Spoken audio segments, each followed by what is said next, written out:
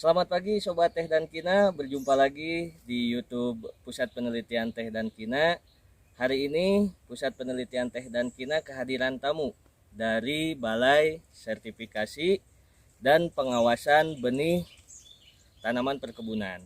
Nah, tujuan dari BPSBP datang ke sini adalah untuk melakukan sertifikasi terhadap bibit tanaman teh.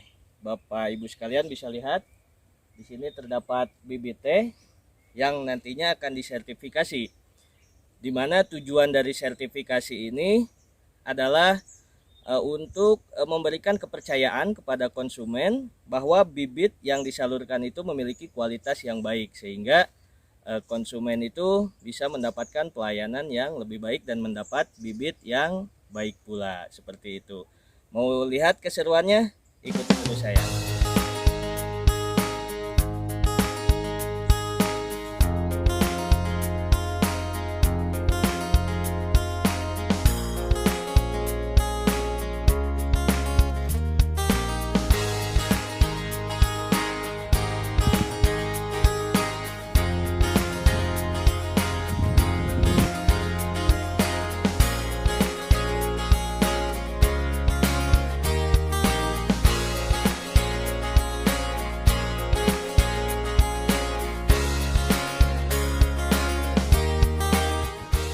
Nah, Sobat Teh dan Kina, ini di sebelah saya sudah ada Pak Yayat dengan Pak Nana dari BPSBP untuk melihat kondisi bibit teh di sini. Nah, ini Pak Yayat, sebetulnya apa sih sertifikasi ini? Apakah memang wajib untuk semua bibit atau bagaimana, Pak? Ya, untuk sertifikasi itu untuk semua bibit itu harus disertifikasi sebelum diedarkan. Nah, untuk benih-benih itu standarnya tiap benih itu mempunyai standar masing-masing beda. Seperti yang di sini ini ya, saya ini memeriksa benih teh yang sudah berumur di atas 2 tahun. Nah, untuk ini sebenarnya untuk benih itu kalau standar itu kan 8 sampai 18 bulan ya. 18 bulan. Kalau lebih dari 18 bulan itu kami itu harus ada pemulia. Yang kebetulan di sini saya ini karena memeriksanya umur benih ini udah hampir 2 tahun, kami berdasarkan ini dengan pemulia. Nanti hasil pemeriksaan ini berdasarkan pemulia dan hasil pemulia apakah masih layak atau tidaknya Atau gitu. tidak. Jadi tujuan sertifikasi ini lebih ke kelayakan bibit ini, Ya, Pak ya. kelayakan ditanam ya. Kan biasanya kalau benih ya, entah itu 8 sampai 16 bulan, kalau udah itu udah tidak layak lagi kalau dia SOP. Nah, untuk itu karena untuk ini kalau lewat 18 itu harus ada pemulia dulu. Ya. Kalau kriterianya Pak, apa saja Pak selain umur? Ada jumlah daun mungkin? Umur, jumlah daun, diameter batang. Diameter batang. Seperti itu Pak ya. Nanti ketika dilihat mungkin ada yang lolos sertifikasi, ada juga yang tidak Pak ya. Ya, nanti hasilnya Ya. nanti di belakang. Sekarang kami ini akan menghitung jumlah tanamannya, nanti disampel berapa yang layak dan tidaknya. Baik, terima kasih Pak. Untuk selanjutnya kita langsung ikuti saja kegiatannya ya.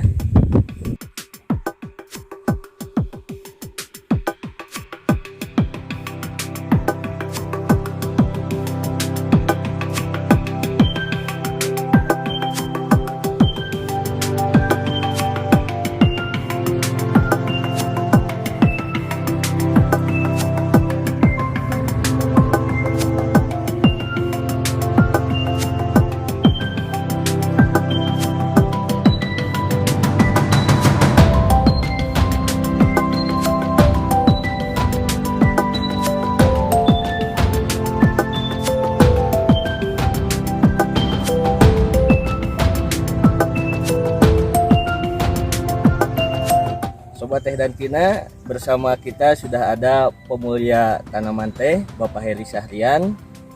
Nah, tadi kan dikatakan dari tim BPSB bahwa ketika bibit itu lebih dari 18 bulan harus ada pendampingan dari seorang pemulia karena ada kriteria-kriteria khusus apakah bibit itu bagus untuk disalurkan atau tidak. Nah, kita akan berbincang dengan Bapak Heri.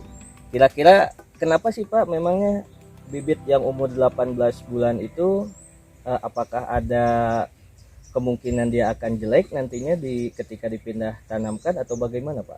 Ya, jadi gini, bibit ideal memang kan lebih di bawah 18 bulan ya kayak gitu. Alasannya kenapa? Karena memang selain perakarannya sudah bagus, jumlah daunnya ideal dan lain sebagainya, masih utuh, belum ada rontok dan sebagainya. Resiko rontok itu kecil.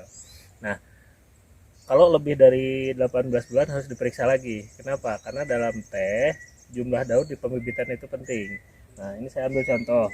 Nih, ini sama-sama umur 18, lebih dari 18 bulan. Ini kalau berdasarkan data ini katanya udah lebih dari hampir 2 tahun lah ini bibitnya. 2 tahun. Nah, yang ini umurnya sama. Kita lihat jumlah daunnya di sini. Nah, di sini yang penting itu adalah jumlah daun di ketinggian 25 sampai 30 sinilah seperti ini. Ini harus masih ada daun untuk bibit yang lebih dari 18 bulan. Kenapa? Kalau akar ini udah bagus, tanaman ini jagur sebenarnya. Ini pun jagur. Sama apa, batang sudah keras, tinggi sudah bagus. Tapi lihat di ketinggian ininya tidak ada daun. Ini Ya. beratnya kenapa? Nah, ini beratnya di lapangan nanti ketika ditanam di kebun, ketika pembentukan bidang petik untuk tanaman teh membutuhkan daun-daun ini yang nanti ada tunas-tunas dari ketiak daun yang akan menjadi cabang-cabang yang akan membentuk bidang petik. Kayak gitu. Ini udah rontok. Ini udah rontok. Ya. Ini akan sangat sulit kayak gitu. Ini di sini nanti kemungkinan keluar bidang petiknya. Kalaupun nanti ini harus diturunin lagi sentringnya berkali-kali agar ketika di lapangan membentuk bidang petik sebawah mungkin kayak gitu dan sebesar mungkin. Kalau ini masih layak kayak gitu. Ini masih layak walaupun tingginya udah lebih dari spek. Ini nanti begitu tanam akar sudah bagus, begitu tanam 6 bulan kemudian atau enggak 6 bulan sih sebenarnya ya.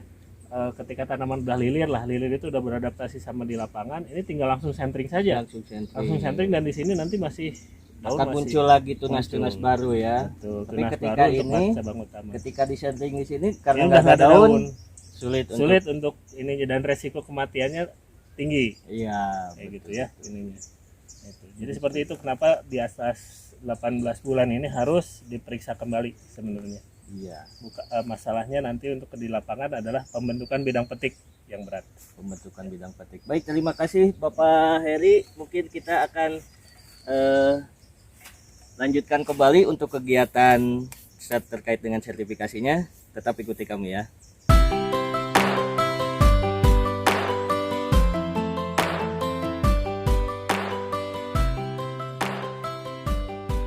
Nah, Sobat Teh dan Kina, itulah kegiatan kami pada hari ini, yaitu terkait dengan sertifikasi benih tanaman teh.